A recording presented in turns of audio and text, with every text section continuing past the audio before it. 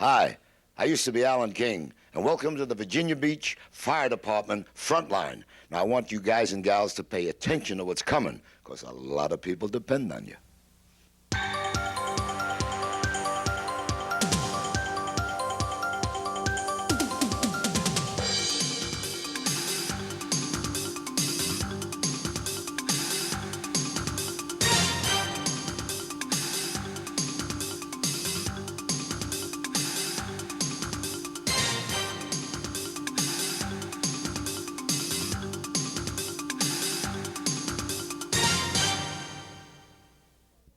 Hello, I'm Captain Buddy Martinet, and welcome to another edition of Frontline. We're at the last day of Rope 2 up here on the top of the Radisson Hotel, non-funded class for the state, and this is their last day, so we thought it would be appropriate to come up here and do the opening from up here. You know, last month we had the two newest members of the Virginia Beach Fire Department, so we also thought it was appropriate this month to have the two oldest, or not the two oldest, I guess. Well, maybe so for you, huh? It's possible. It's possible. But the two people that have been with us the longest in the Virginia Beach Fire Department, Battalion Chief Simmons and Master Firefighter Charlie Gurley, and we're going to spend a little time talking to them before we introduce the program. And thank you all for taking the time to come out here and be with us. You're welcome. Chief, let's start with you. Tell us a little bit, how long have you been in the fire department? Well, I've been fully paid, a little over 38 years, and I worked 2 years when I was in high school to let people go on vacation from Company 11. That was 1953, 54 and 55. I went in the department 56 permanent. I may be the only one that has been a part-time paid fireman. In the city of Virginia Beach? Yes. You know, we were just talking a few minutes ago, that's 38 years is a long time. Most of us would just hope that we live to be 38 years old, much less work somewhere for 38 years. It's quite an accomplishment. Oh, yeah. I have enjoyed all of it. I got in young, and I didn't think that it was another job to be had if you didn't get in the fire department. I kind of grew up in it. Is that right? Chief, let me ask you a question. We asked the young fellows that were on here last month, what do you see as the primary change that the fire department has been through since you've obviously more manpower, but since you've come in, where do you see the change in the fire department?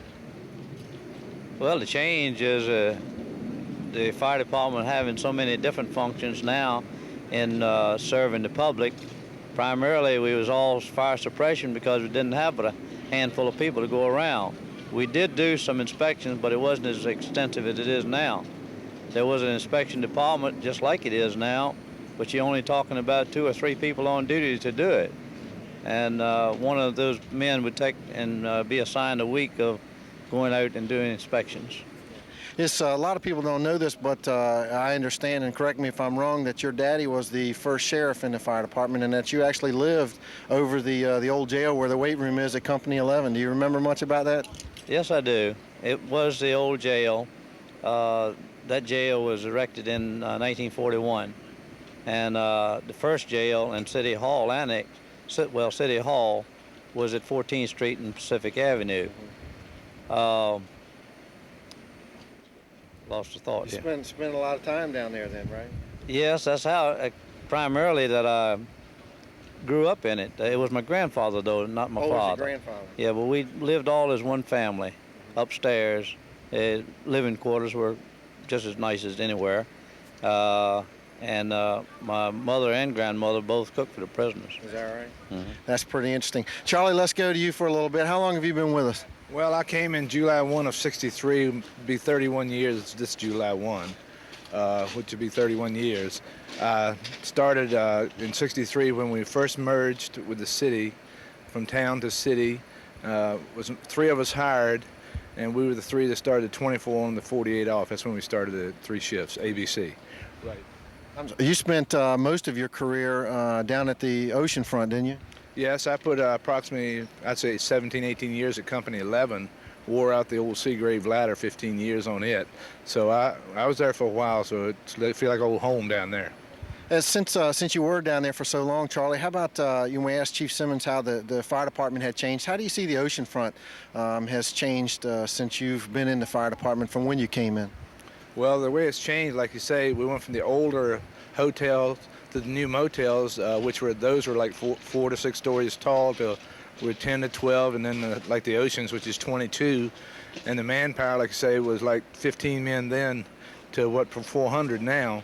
So we relied on volunteers for working fires, and we did have a lot of those. I think we had 35 at Company 11 at that time, but we had a lot of work to do, and it was done well. And I'm like Chief Simmons, it was my life, so I've enjoyed every minute. Thank the good Lord we're in good shape as we are. Let me ask you one more question, Charlie. What do you think was your biggest fire down at the oceanfront? Well, I think the biggest one, like I say, the Oceans, when we had all that problem down there, we were having 1 or 2 calls up there a day. And then we had the last one was 3 different floors on fire. And we had a busy shift, and that's before we had all the manpower. So we worked hard at that one, and we were lucky nobody was hurt or killed. Charlie, let me ask you this. How about retirement? You got any plans for retirement, whether it's on the schedule, and what are you going to do afterwards? Well, like I say, I thought about it. Probably another 2 or 3 years. It'd be around 35 years in the service, and that'd be a good time to go out and good health and all, and thank for taking care of myself and everybody taking care of me. Well, we certainly appreciate all the contributions that you've made to the Virginia Beach Fire Department. I'm sure that you'll leave a lasting impression with everybody. Chief, how about you? Any plans for retirement in the near future? Near future, maybe a couple years. Family depends a little bit on that. Mm-hmm. My wife is not as well as I wish she was, but I don't want it to be too late when I retire to be able to spend some time with her. I know we want to. You expressed an interest. You wanted to maybe say a few closing comments to some of the brothers and sisters out there in the field, and you can go ahead and do that. Yes, I do. It concerns sick leave.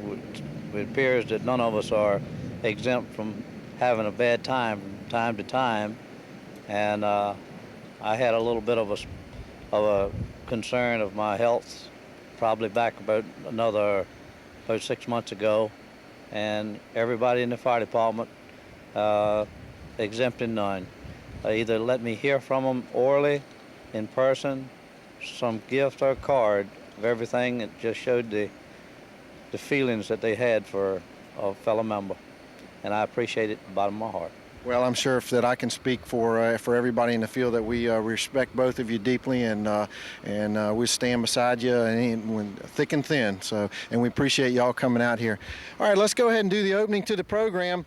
First of all, we've got I want to talk about the drill standards for just a few minutes, and I want to take for a minute because I want everybody to get a pencil and write this down somewhere in the fire station. The drill standards for Frontline are AA0. They are general firefighting standards, because we get a lot of complaints about Bob not putting them on the tape each time. The reason why we don't do that is because it's the same standard every month. Just put AA0 and you got that for Frontline. Okay, this month on Frontline, we've got Horace Summerlin's continuation of his segment on computer basics called Fire Bites. In addition, we have the city attorney's interviews. We brought a couple of city attorneys in, asked them questions about legal aspects and firefighters' responsibilities. That's a really good segment and should make for some interesting conversation out there in the field. Rags to Wrenches segment this month with Greg Wakeman concerns chainsaws and firefighter Gary Umflett, and he has some good information for us on chainsaws. Health and Fitness, Jim Milligan talks to Pat Say about lifting exercise and also the benefits of water. We've got some GEX footage where you might notice some interesting people in there that you might recognize from days gone by. And we've got the last, yes, the last, Have You Ever Wondered, with Battalion Chief Arby Alley. He's out there with Captain Travis Halstead and the Operation Smoke Detector race cars. So kick your feet up and enjoy the program. We'll see you in a few minutes. In this segment of Fire Bites, we're going to be covering some of the things that we went over last month in the hardware. The way that we're going to be doing that, we're going to be describing the hardware that we have in the fire stations. In the stations, we have a 386 SX25 CPU in the computer. The memory is 4 megabytes of RAM. That's random access memory. The hard drive would be an 80 megabyte hard drive, and that's the permanent storage area for your information and your programs. The way that we are connecting from our computers in the fire stations to the computer system and the network at the fire administration building is through a modem. And the modems that we have currently in the stations are external modems, and they're 2400 bauds. And bauds are in increments of speed that the modems travel at, getting the information from one computer to another. The printer system that we have, and this is how you get the information out of the computer, is a dot matrix printer. It's a wire printer. Some of the printers that we have around the city and other offices are laser printers, and we'll be getting into that a little later on. We have, on the software side of the computer, we have 4 major programs that we're currently using. The first program is MS-DOS. MS-DOS is the operating system, and that's the system that starts off when you turn the computer on. You need an operating system. It's pretty much a shell. And then from that, you get to choose through a menu system what program that you want to go into to do your work in. We have 3 programs to do that. WordPerfect 5.1 for DOS is our word processor. We do our memos and our letters and that type of thing in that word processor. The other program would be Quattro Pro for DOS. Quattro Pro for DOS is a spreadsheet, and that's a columnar type program where you have rows and columns, and you put in the figures and numeric figures, and you can put the formulas in that will calculate your figures automatically.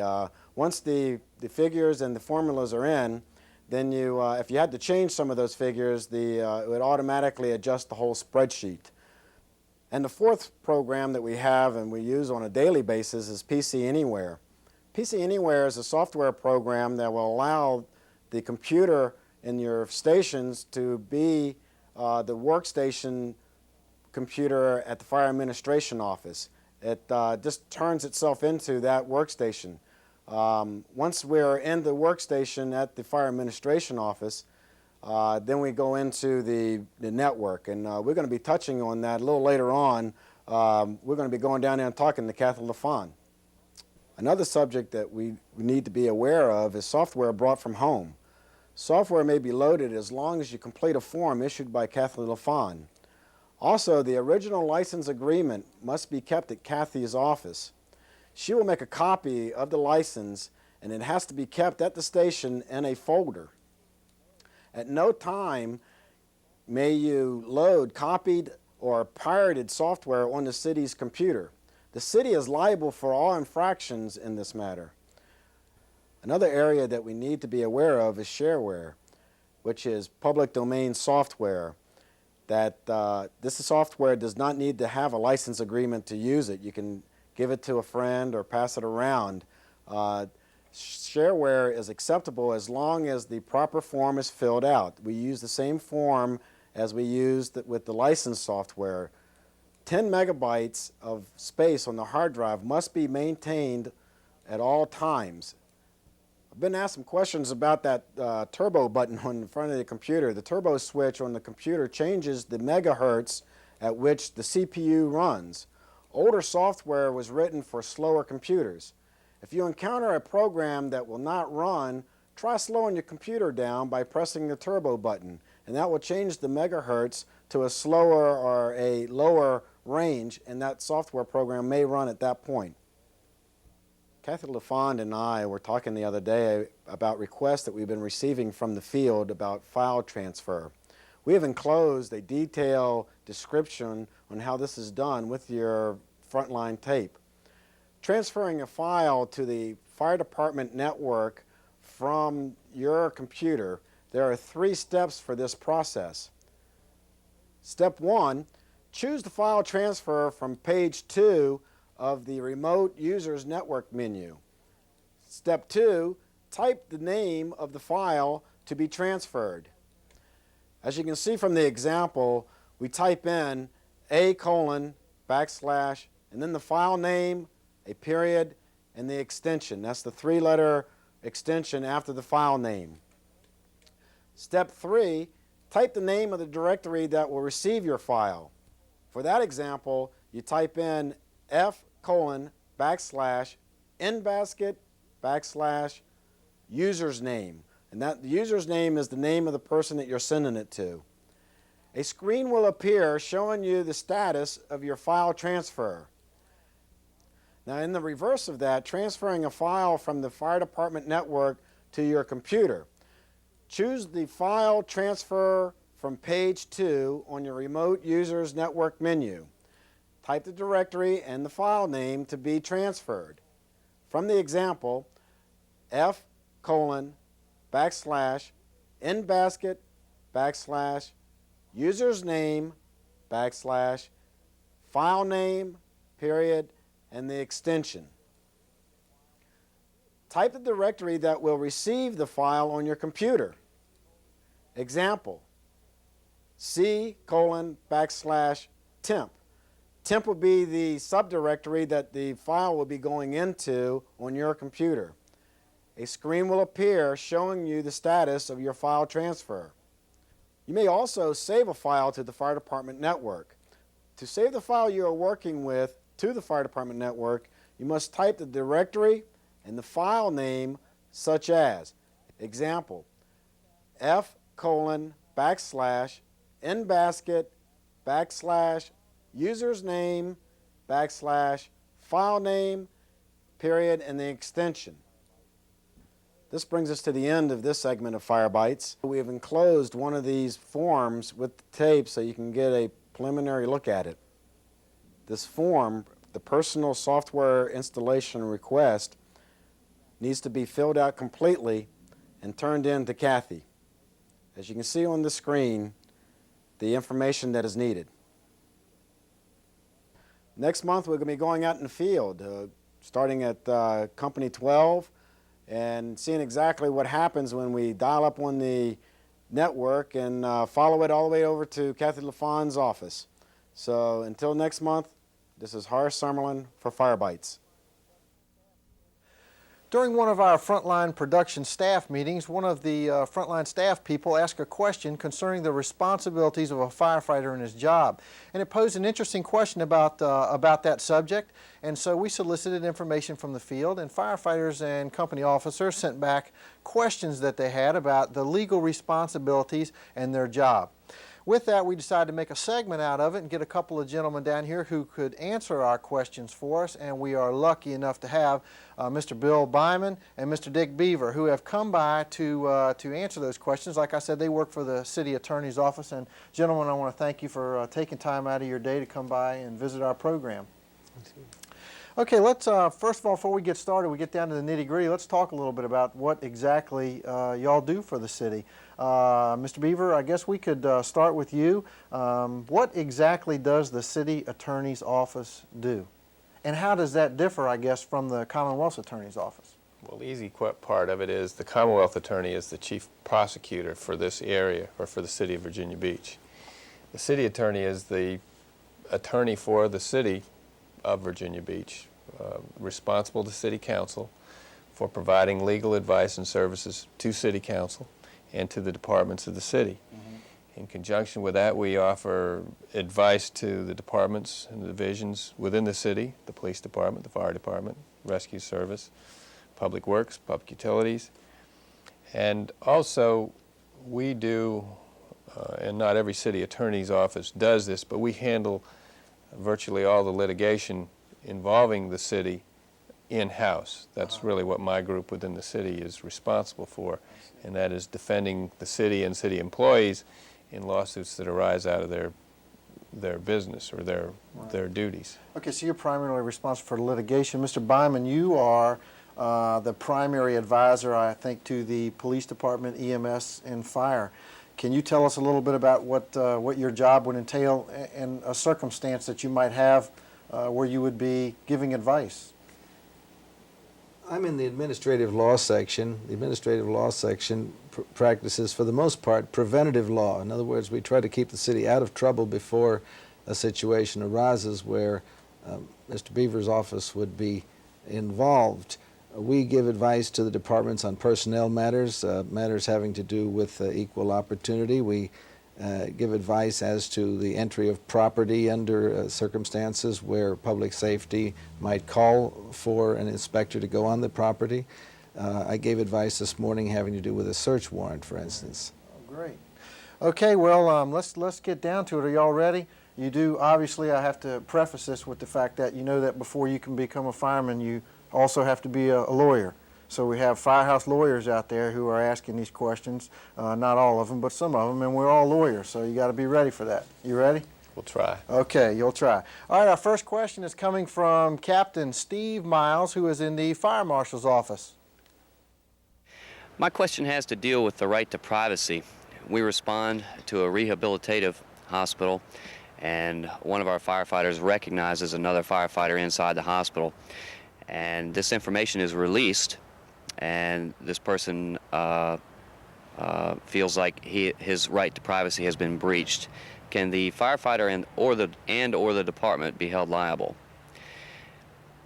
And the second part to the question is, does that extend also to the private home? We respond to somebody's home.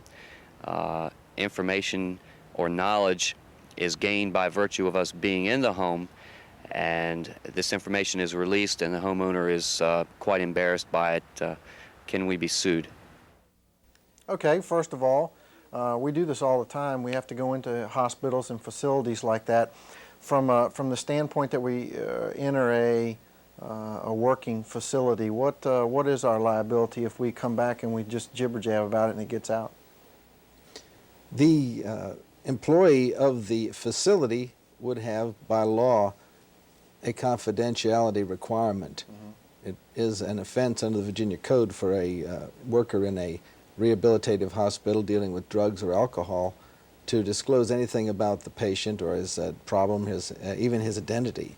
On the other hand, the duty of the firefighter is an ethical one, having to do with the reality that a firefighter or an EMS provider inevitably runs into situations which concern the privacy of the individual. He learns personal matters about what people have in their homes. He learns who's sick, who's well. And there is a duty in the ethical sense, but it's not a legal duty. So a moral obligation rather than a legal one. That is correct. However, with one exception, the medical records of any patient that a firefighter as an EMS provider might encounter, those are privileged, and he has an absolute right, or rather an absolute duty, to keep those confidential. Okay, based on that answer, then I would assume that to the second part of Steve's question, it would be the same for a private citizen in somebody's private home, moral rather than legal. Yes, but there's a particular burden, moral burden, if you will, on a firefighter, because by his profession, he's expected to uphold ethical standards. Right. Okay, great.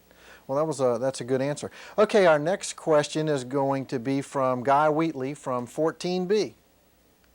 While being reassigned to another station on duty, what is the city's stance on covering the employee should I have an accident in my POV, workman's comp, vehicle liability? Is the city going to cover me and my private insurance, or does the liability follow the vehicle, and is my private insurance company got to pick it up after I've come to work and been ordered to go to another station on relief? Okay, normally we, when vehicles or small vehicles are available, we let our people go from point A to point B when they're reassigned during a shift in a piece of city apparatus. Sometimes, and in some stations, those apparatus are not available and they have to use their private cars. The concern is what happens if something happens to that employee between those 2 points. Mr. Beaver?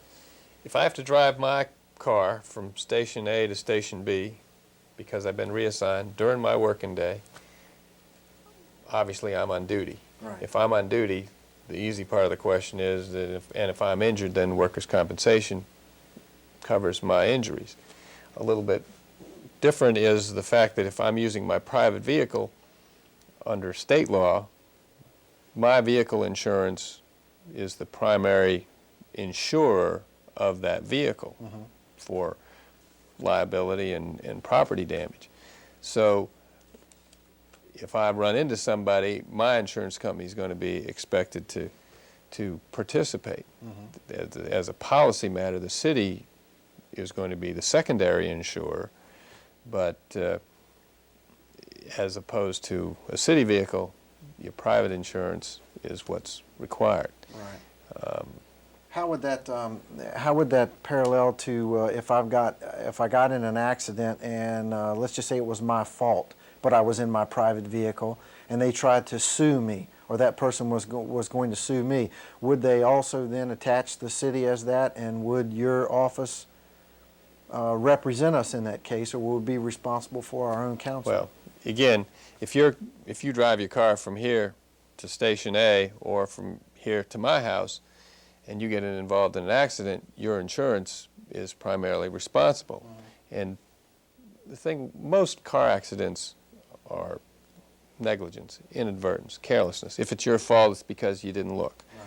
And that's, you know, that's everybody is negligent at some time, and of course that's why insurance is almost universal. So typically, if you're driving your private car, you are sued because you caused the accident, then your responsibility is twofold. One is you tell your insurer, and two, you tell risk management. Okay. So the employee would have an obligation then to run back and, you know, let's tell risk management what's going on with this because I was on duty. That's right. Well, I certainly think we're going to have to go ahead and wrap up this first part of this thing. I certainly think that this will generate some discussion in the fire stations, and we will certainly get a few phone calls on it. If you have some questions for either of these two gentlemen, please don't call them down there at their office. If you want to use your chain of command to try to get the proper answer, or call me down here and I'll try to hunt it down for you as a liaison. I think that would be a little more appropriate in this case. We hope you've enjoyed this segment. We're going to have some follow-up questions to this, and we're going to also have some more questions from field personnel in part 2 next month. Hello, and welcome to this edition of Rags and Wrenches of Frontline. We're down here at Ump's shop, Gary Umflett from 7A shift, and he's going to go over some chainsaw maintenance, chainsaw components, and proper fuel mixtures, and show us some of the damage that takes place as a result of improper fuel mixtures. Gary, you want to take it? Yeah, Greg, thanks. What we're going to be talking about today is the different chains that are found on a ladder truck versus the engine and brush trucks, etc. We're going to be talking in reference to the proper tightening, the tensioning of this particular chain. They're both the same. The big difference is the 028, they're both 028s. This one right here has a 3/8 pitch. This is found on ladder trucks. It's the new carber chain. You can see it, there's a big difference in the way they're designed. They're not interchangeable. Some of the saws, like these particular two saws came from Company 16, they're identical except for the bar and the chain. So you need to pay particular attention to the 3/8, which is the carber chain, and on this particular unit right here is the regular one that we used to do. We modified that one, is the .325. This is the regular one that was found on the brush truck. During the maintenance and check of the bar itself, you want to look for the ability for this to move freely. If this is sticking, or these are missing, or if you got deep gash cuts in this area on this thing, you need to send the saw in to have this particular piece replaced. This saw right here is in good shape. The cleaning of it is very simple. What you want to do is you want to clean this area right in here. The best thing to do is use compressed air from the station air compressor. Make sure you got your safety glasses on. Might be a good idea to handle this parts with some gloves or a rag or so. But this is the oil passage. You can flip this. This bar is universal. It will go on either way. What they normally say in the manuals is if for every sharpening, you should flip this thing, flip the bar over. So what we're going to do is if you want to flip it over, you want to get a regular rotation to flip it, and you can. But this particular bar is in good shape. Areas of concern is these galleys right here. You want to make sure that this stuff is clean. Same goes for the saw itself. This right in here is the oil gallery. That's where the oil comes out. This is your automatic, not your automatic, but your adjuster for the bar itself. Your two pins, you want to make sure that they're tight. If you notice, on these two units right here, the difference between the drive clutch sprockets. This one right here is your your 0.25, and this one is your 3/8. It's a big difference in them. They're not interchangeable. So if you've got a carb chain on an engine or a brush truck, I suggest you send it back in because it's not been set up. These parts have to be changed. Another key part that you want to make sure that is functional and is there is this. This piece right here is designed to catch the chain in the event it comes off. If the chain comes off, it'll catch this and throw it up into the housing. When I put this back together, you'll see it, I'll flip it upside downwards. So what we're going to do is we're going to put the chain on here and adjust it. First thing we want to do is we want to make sure the chain's going in the correct direction. Right here, the teeth forward, like this. You'll see this right here. This is the lead and this is the tooth. Make sure that it goes on there. These teeth right here have to go down into these grooves this way. So what I'll be doing is I'll be adjusting this right here. What I do, there's several ways that you can do this. As far as this, I like to put it on a drive clutch first, and then put my bar on, and then feed it through the top.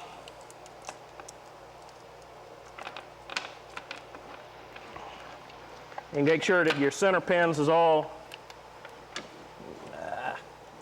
gonna have to run the adjustment out on this here, hold on. It doesn't take much sometimes to move this adjustment guide pin.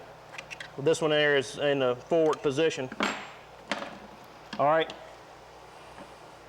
As you see right here, the guide pin has came through.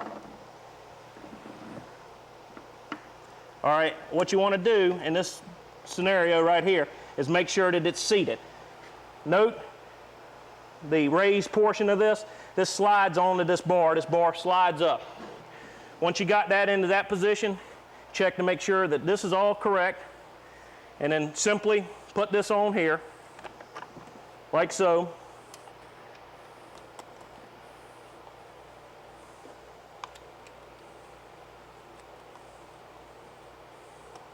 What you want to do is you want to make that hand tight on this thing right here. What I normally do is you can use your gloves or a rag, just kind of run it through to make sure that it's seated in there. So what we're going to do,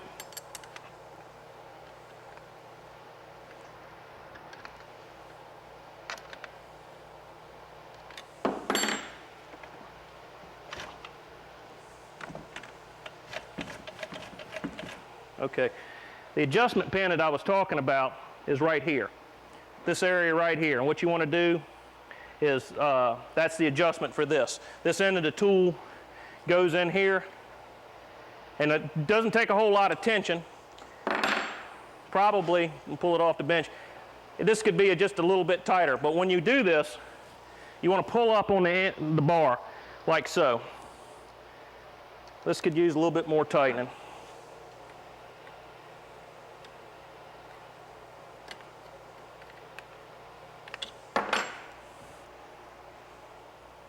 All right, that right there. You should have some tension on the bottom of this. This chain should snap back to the bar. When you get ready to tighten it, pull the bar up. What I normally do is I just snug up on this section right here with the bar in the up position. And the reason that the up position is like that is, I'll go back to this saw real quick. This pin is on the bottom pivot. And when it sets in here like this, when you pull up on it, as the chain is going around the saw like this, it tends to push down and pulls the bar away from it because it's pivoting on this point. That's why you want to pull up on it. It's not much, but it takes some of the slack out of it. Gary, that was some wonderful information, and you had mentioned something about a safety catch on the bottom of the saw and bar damage as well as sprocket damage. You want to point those out for us? Yeah, I did. I got a bar here off of a Poland saw right here just to show you some of the wear problems that we've got. Look right at that. That's what bad wear is. The sprocket is ate up. The end of the tip is ate up. What's happened is, more than likely, the oiler has failed, or this has occurred from an over-tightening situation, which we have encountered in the city before.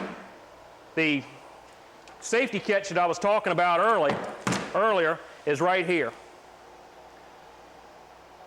This right here is, like I said before, is designed to catch a chain. If you see right here real close, this one has done that once before. This little gouge area right here. If the saw was together, it would be located directly underneath of it right there.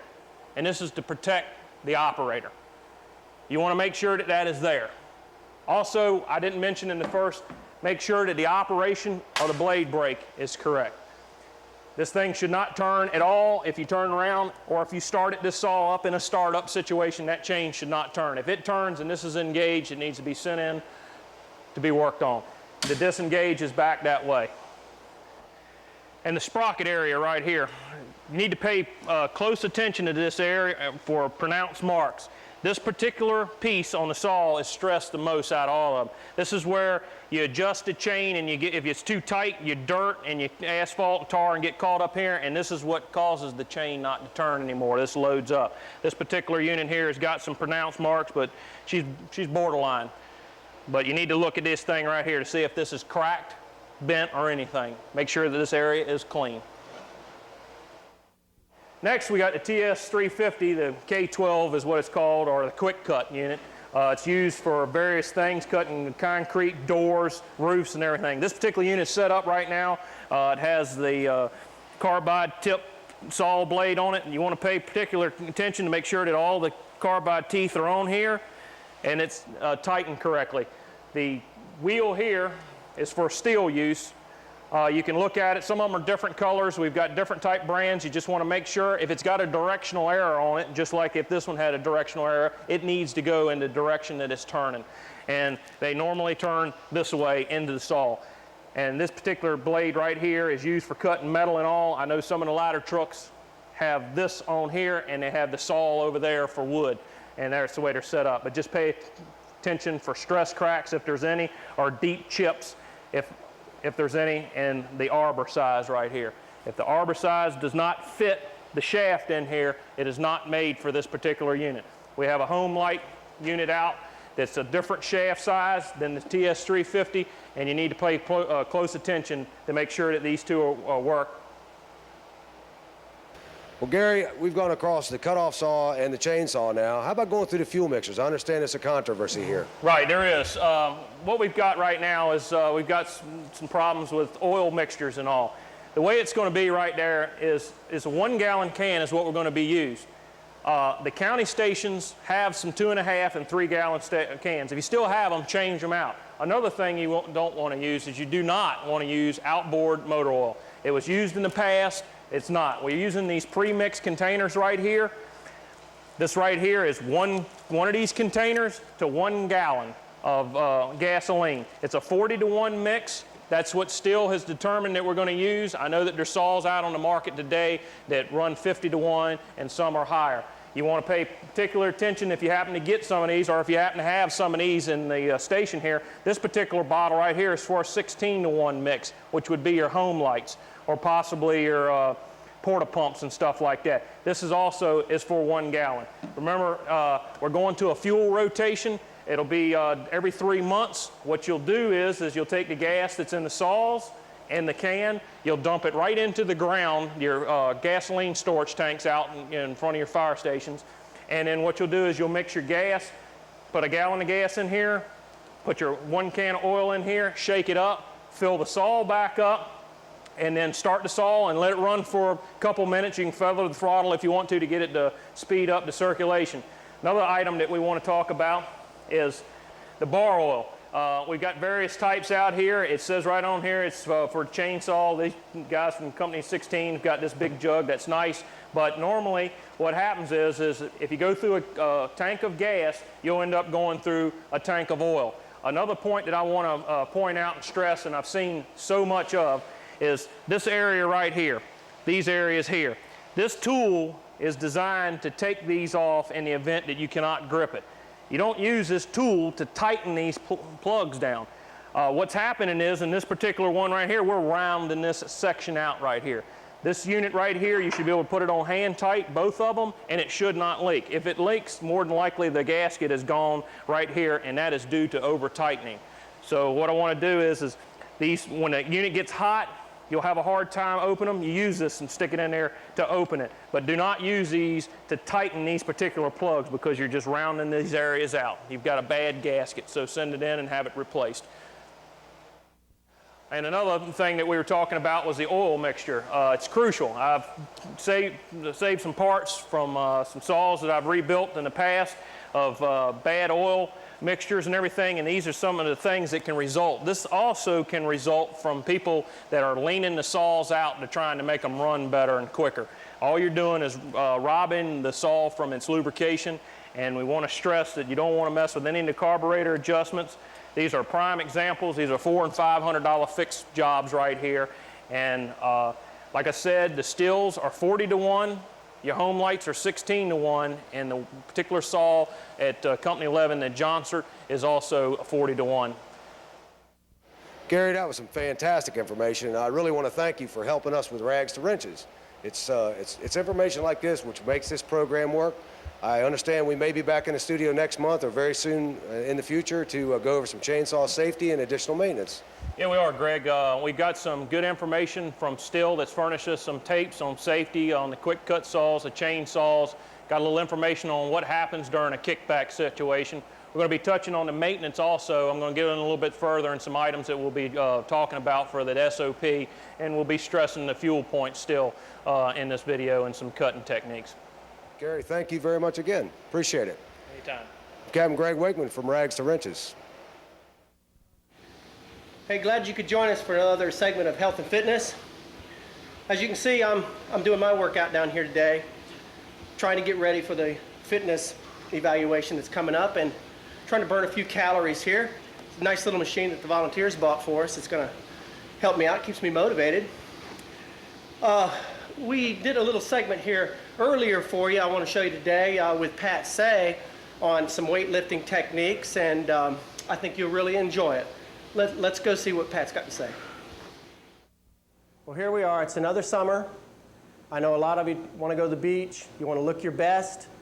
We've also got the physical fitness evaluation that's going to come up in the fall, and a lot of you are going to try to get ready for that. So here we are today at Company 11's gym, and we're going to talk about probably one of the most important, one of the most beneficial exercises that you could do. Matter of fact, a lot of people will say if there's only one weighted exercise that you could do, it could very well be the squats. And today we've got Pat Say with us from 11C, and Pat is an accomplished weightlifter. He's done a lot of squats over the years, and I thought maybe today we'd get a little information from Pat about squats, and maybe Pat can dispel a little bit of the myth about squats. A lot of people think that that's just for real heavy weighted bodybuilder types, but men and women both can appreciate the benefits of squats, and let's see if we can get Pat over here to talk to us a little bit about that. Hey, you look good, Pat. Thanks. Yeah, you're breathing a little bit. Yeah, a little bit. Yeah, well now, Pat, tell me, in squats, how do you feel about them? Is it strictly a leg exercise? Is that all that squats are for? No, squats are a total body type of exercise. In other words, it'll strengthen the total body. All right, if you talk to people that are doing a lot of power training or they're trying to build a lot of muscle, power exercises, the squats are one of the key exercises that they're doing. That's because it's a total body strengthener. Heavy squats build a lot of muscle and increase your strength. Well, Pat, now, heavy squats aren't necessarily for everybody, are they? I mean, can't we get some good body conditioning without having to go into a real heavy weight? Yeah, definitely. A lot of people have called here and have talked to us, you know, how do I get my legs strong? You know, how can I get my legs looking good? And basically, by doing a lot of reps with light weights, you can develop those legs and make them a lot stronger. And for the general firefighter, that's what we're looking for doing. We want to strengthen our legs a little bit, but we want them to tone. Climbing ladders and so forth, it's a good exercise. Okay, so stair climbers, bench step tests, squats, lunges, all of that kind of falls in together, doesn't it? The same type of exercises? All right, same type of exercise. Increase the strength in the hips, the buttocks, and the legs, quadriceps, leg biceps, and calves. And plus also will increase the strength of the upper body. Right, well, it's great. Plus, there must be some cardiovascular in there because you got finished with a one set and you're breathing already. Yeah. You do 15, 20 reps. They get your heart rate up. Now, is that what you're going to recommend for most of the folks, is 15 to 20? And how many sets, if that? 3 sets of 10 to 15 or 15 to 20 if you're doing lighter weights, whatever you feel comfortable with. Again, a key whenever someone starts the leg exercise, They'll do it for one time and they'll say, oh, my legs are killing me, and they're not going to do it no more. Reason being is because they start off too fast, too heavy. You want to start off light, just a bar or maybe even a broom handle, and just start squatting their own body weight, and eventually work up, put a couple plates on, and keep it light. Keep the high reps, light weights. But now the most important thing we're going to get into right now, and that's technique. Pat, I've seen a lot of guys go at it with wrong technique. They end up getting hurt. They mess up their connective tissue and things like that. So how about going through the technique with us? Okay, I'll do that. First off, let's talk about equipment. What do we need for our body to protect it? You notice I have a weight belt on. If you're working with the lighter weights, you don't necessarily need to start off with a belt. But it's a good idea when you start putting the 45s on it and increasing your weight to put a belt on to protect the spine. And whenever you start talking heavier weights, 200, 300 pounds and so forth, knee wraps are very important. It's a key safety point when we're knee wraps. Would you, I would think that the 300-pound category is going to be a little heavy for doing here in the fire station anyway. So what are we talking about for the folks here in the station, Pat? Oh, I would say probably about 95, 100, 115, 135. That's a good weight.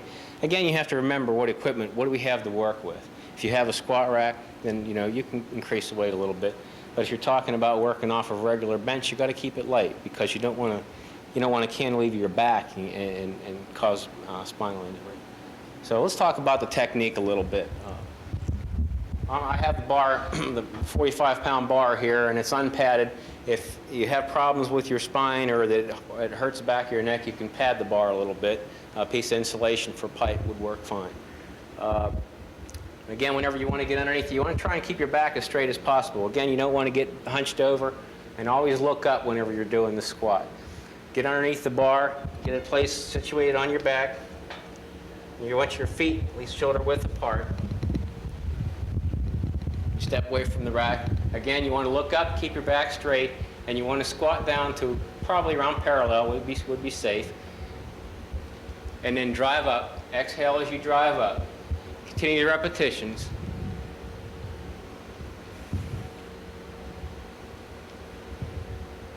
Again, you want to keep it comfortable. Now, if it's hurting, then you don't want to go that heavy. You want to start off again with a little bit lighter weight. Notice also that he was the same speed in both directions, same speed up as down. And you want to do that because there is a negative to every positive portion of a workout as far as the exercise. So the weight is making him want to drive down. So he's at one speed going down and he's at that same speed coming up. And that's very important for good technique, wouldn't you say? Yeah, definitely. Yeah. You want to control the weight. You want to keep it within your control.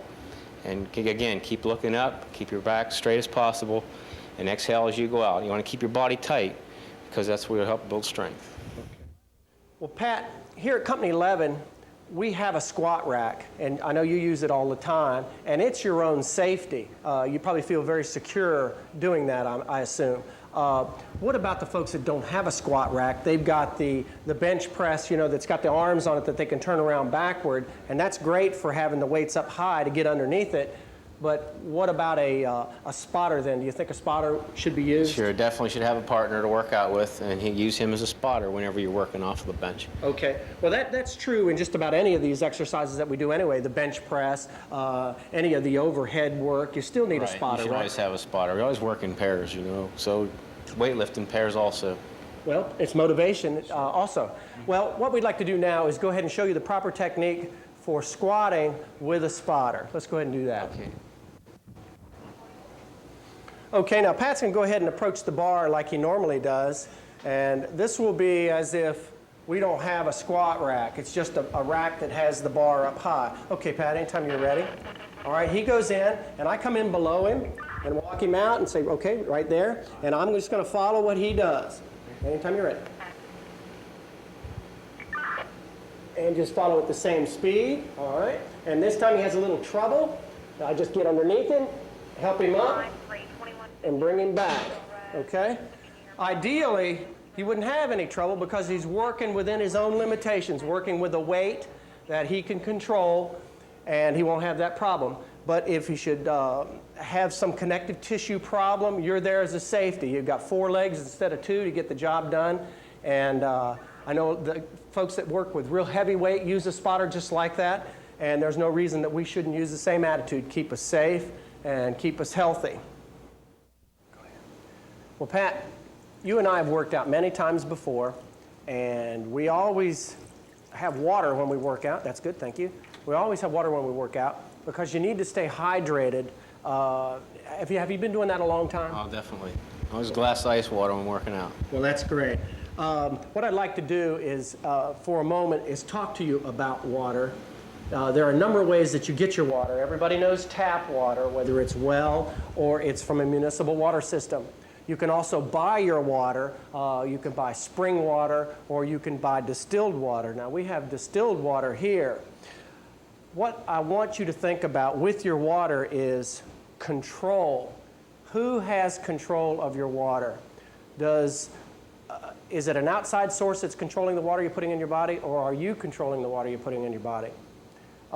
It's becoming very popular these days for folks to have a distiller or to buy their water from a distiller of many different types. Now, the thing about distilled water, of course, is it's heated up to steam. That water condenses over on the other side of the unit into good, clean water. Now, what I want to do is show you what comes out of a distiller. This is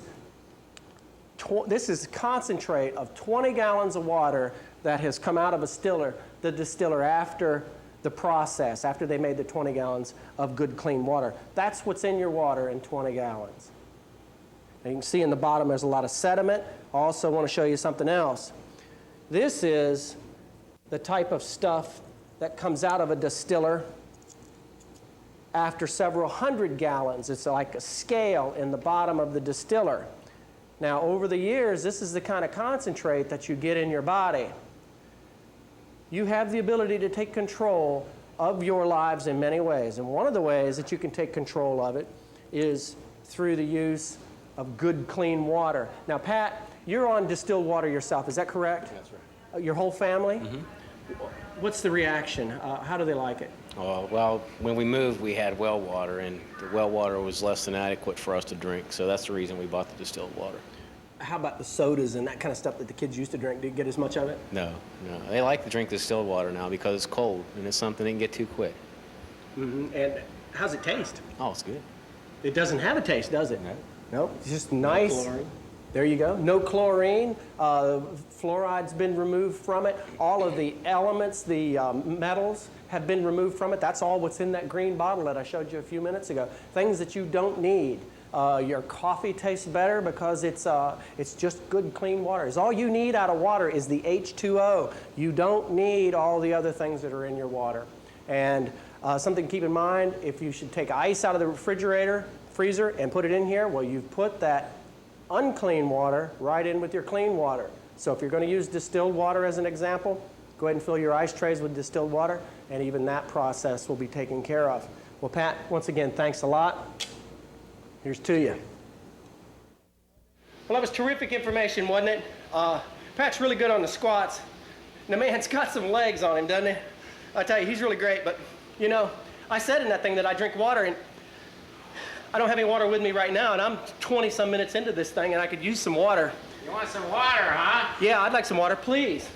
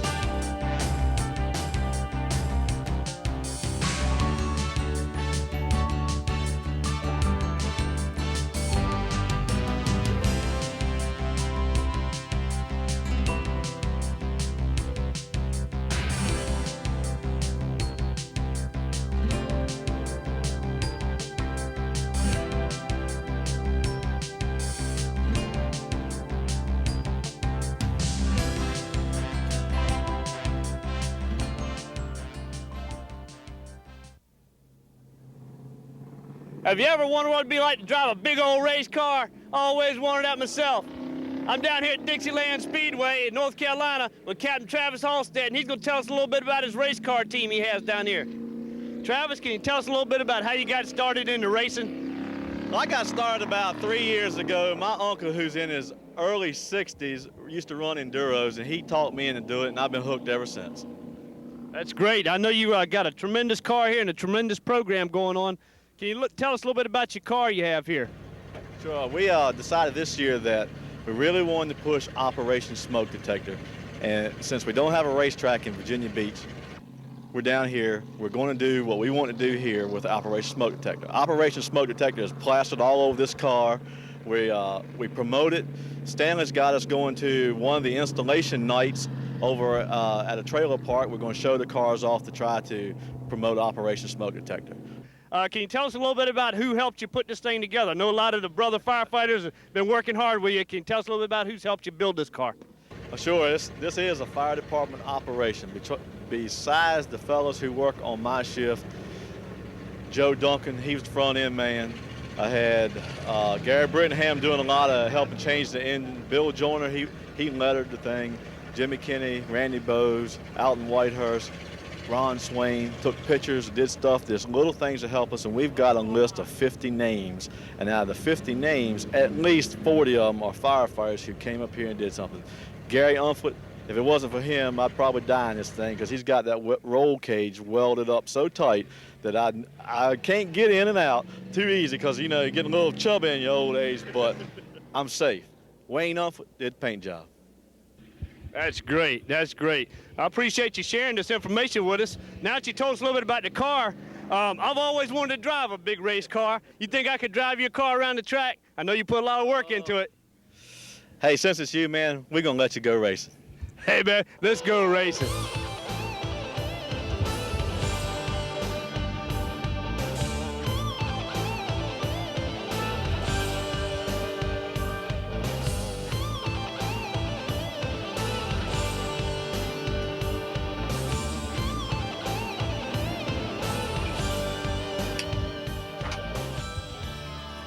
Let's roll.